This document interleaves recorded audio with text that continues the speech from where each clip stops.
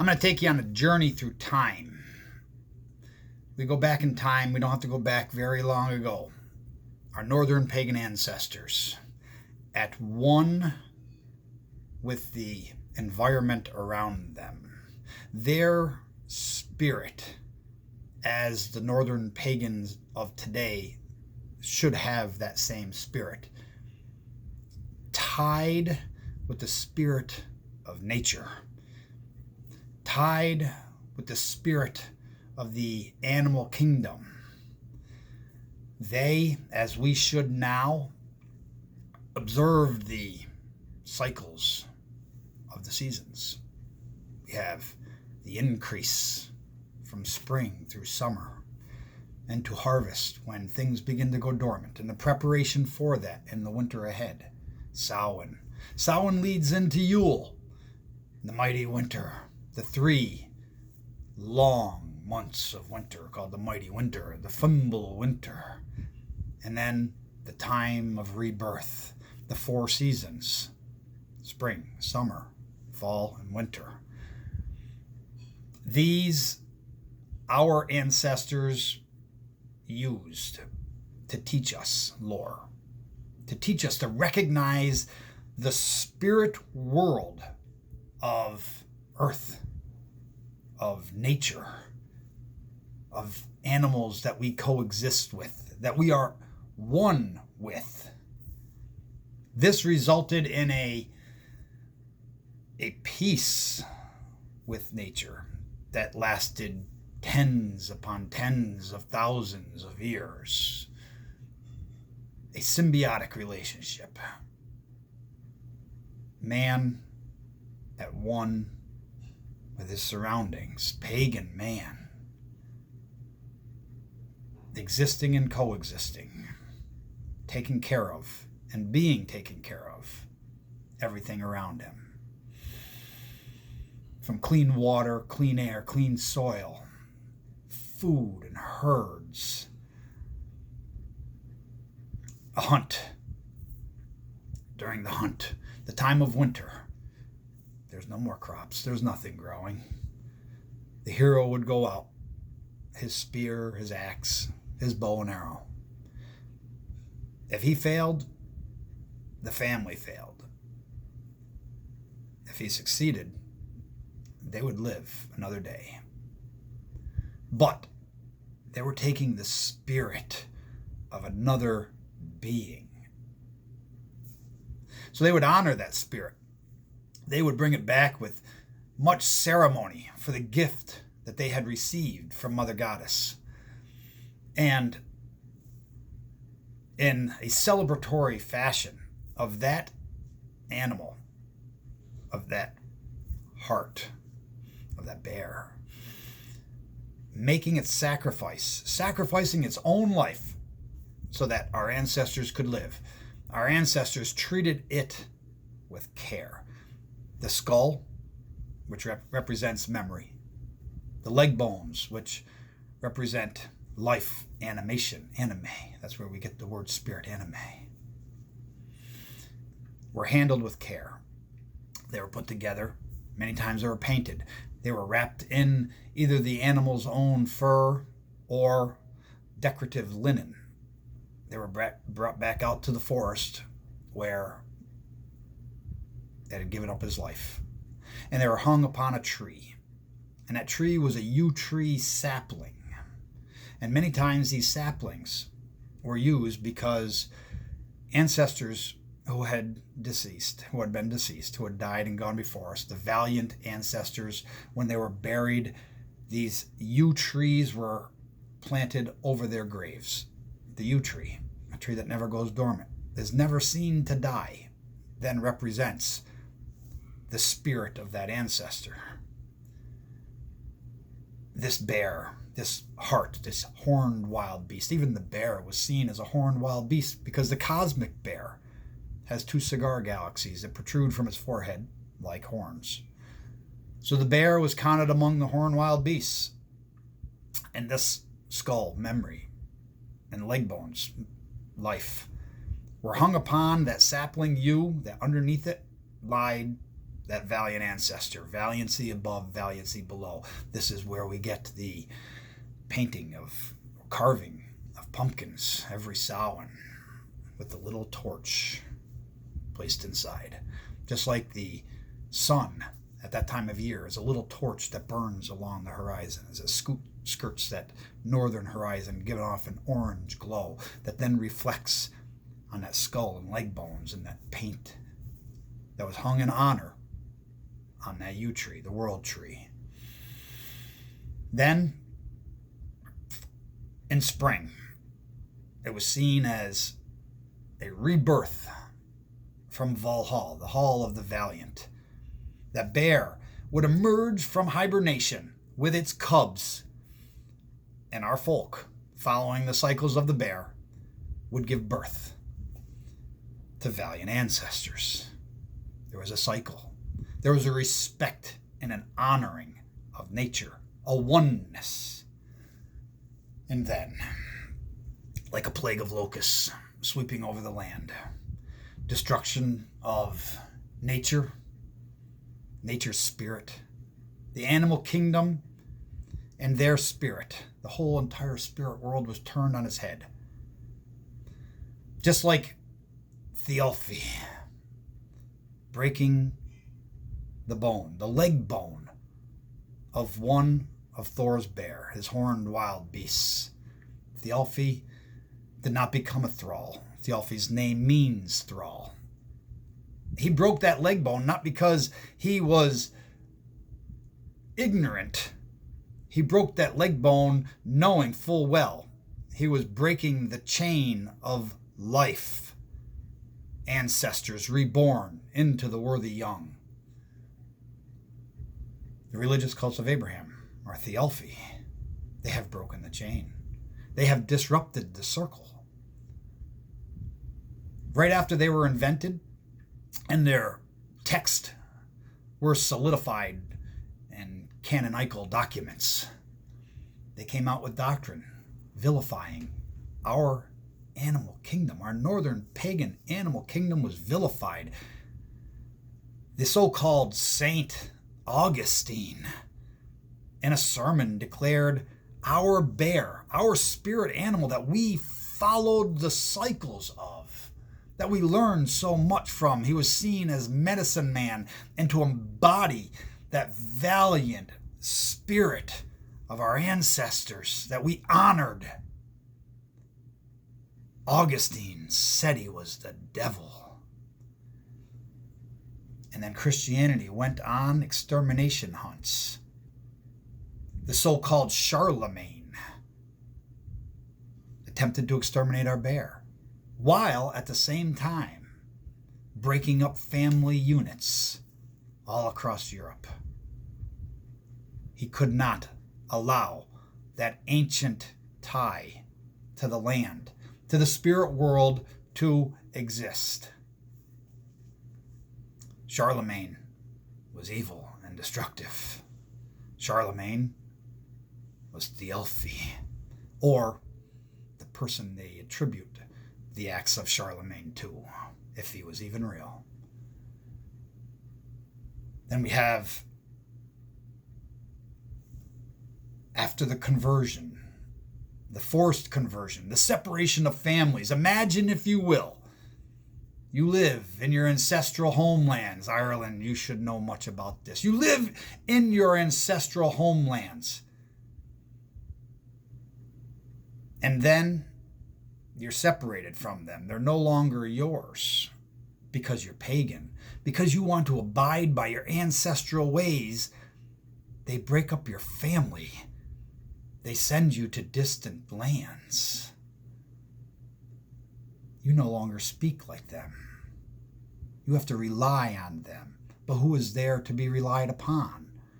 The well-established Church of Abraham. The religious cults of Abraham would not send you to another pagan community where you shared a common belief system. They would send you to someone that they had already well indoctrinated, programmed, gaslighted into subservience. Breaking up of the family unit. They said the spirit of man is above nature, is above the animal kingdom. They said animals don't have a spirit, they don't have a soul. Their haughtiness elevated Abrahamic man above the spirit world of nature and the animal kingdom, to rule over, to master and destroy, to use to their own liking, no matter how destructive it was. Then they attacked our doctors, our healers, our womenfolk. They declared them as evil witches, said they worked black magic. They burned them at the stake. Did they have to burn every female who practiced medicine? No, that's not how it works. Anybody who knows how to control the masses know you just target some select few and you control the rest. So people that knew healing were then targeted, separated from nature. So now if anyone became ill based on the destruction of nature that had taken place, there was no one that knew how to heal them naturally because of the destruction of Abraham. Cats. They're demonic. They're in league with the devil. Cats were destroyed. En masse cats were destroyed because they were a creature of Satan, and those witches were friendly with cats. So they declared cats evil and exterminated cats all across Europe. But a funny thing happened. Because of that destruction of nature and the imbalance that Abraham had created, plagues broke out. The bubonic plague, the black plague. Millions, tens of millions of people died. There was no way to contain the rats. The natural predator of the rats had been exterminated by Abraham, or vastly put to death where they were no longer effective. So because of this imbalance, silly superstitions, and destruction, all created by those religious cults of Abraham, millions of people died of a plague. Then they spread that. There was a concerted effort to use these viruses against pagans all over the north.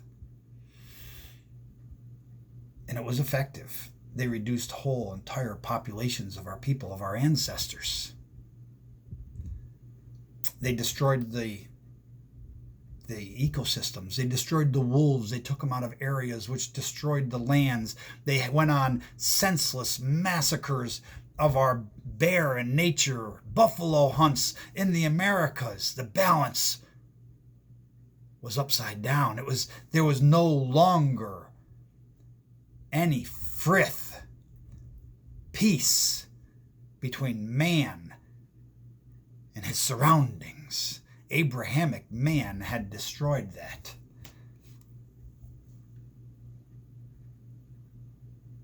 Now, man, this Abrahamic man, is no wise satisfied with their position. They have created a system where the Abrahamic masses, the ignorant masses, have no idea what was done before them. They have no idea of this spiritual connection to nature, to the animal world, and the imbalance that was created. The greed of Abraham, the sheer greed, El, the God of the Bible, El, was inserted to their word God to create the word gold, and that is their God. God spelled with L, gold. They pursued this to the destruction of nature. Not only did they disrupt the balance to separate the Northern Pagan from his land, from the spiritual ties to his land and to the animal kingdom, but now they were polluting it to the destruction of all the human race for gold, for money. Abrahamic man.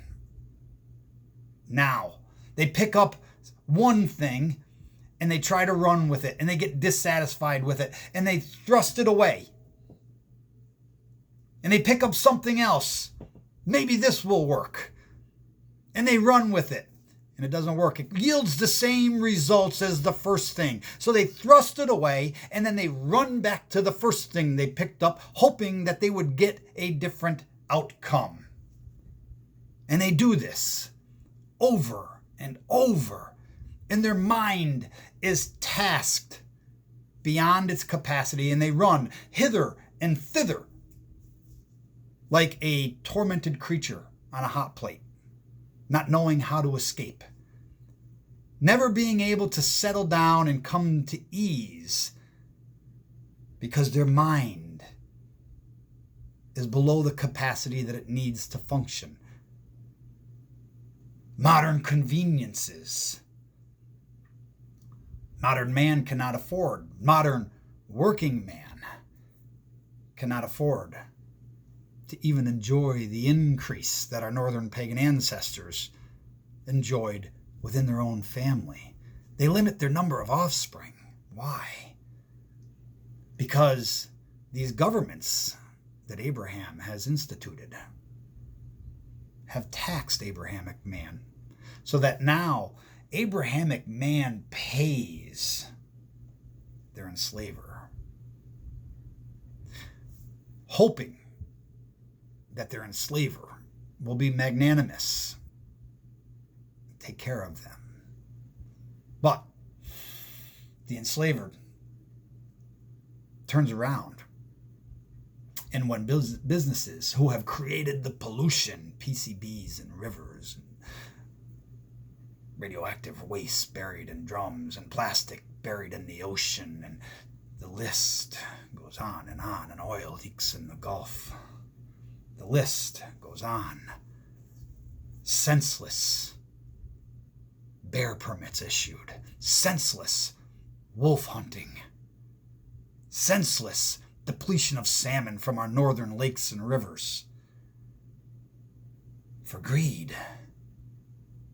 But then that government takes that tax money and they say, wait a minute, you businesses that did this destruction, you're too big to fail. Let me give you some of the slaves' money to make sure you stay functioning. And while I'm at it, why don't I give you some of you people over here who don't even pay into the system money to make sure these slaves know their place. But those people who aren't working have large families. It gets them more pieces of the puzzle of the people who are. So the balance has been disrupted. The balance is upside down. Thialfi has broken that cycle and circle of life. An Abrahamic man, tasked, picks up one thing. Please work. They run around saying, Allah Akbar, and thank you, Jesus, for doing nothing. And the money grubbers go to the bank with their money. And the cycle continues, that evil cycle.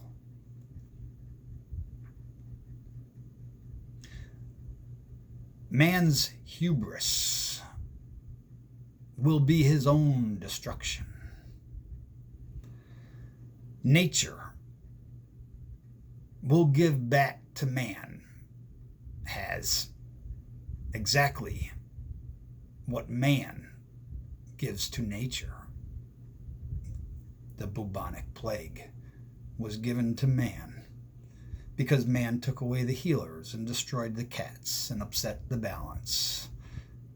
Cancer is a modern thing. Man has polluted the air, has polluted the water, polluted the soil for money. And nature says, justice. Here is this back to you.